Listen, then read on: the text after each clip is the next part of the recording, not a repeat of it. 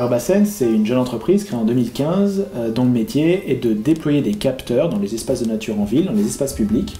et ensuite d'utiliser les données issues de ces capteurs à travers différents usages, que ce soit à destination du jardinier, pour faire en sorte qu'on ait plus d'efficience dans la gestion de la nature en ville, ou pour l'utilisateur final de ces espaces dans lesquels on cherche à créer de nouveaux usages, de prise de conscience, de connaissance des espaces de nature en ville et surtout des êtres vivants qui les habitent, ces espaces de nature en ville. C'est l'objectif. Notre client ici est l'aménageur Paris-Saclay, avec qui on a tissé une relation petit à petit de confiance et à qui on a pu proposer une prestation innovante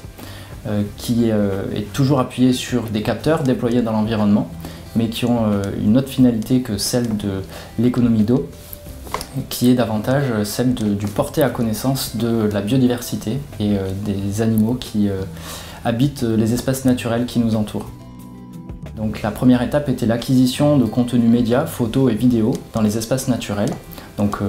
principalement les espaces boisés autour de Polytechnique, la ZAC du Moulon,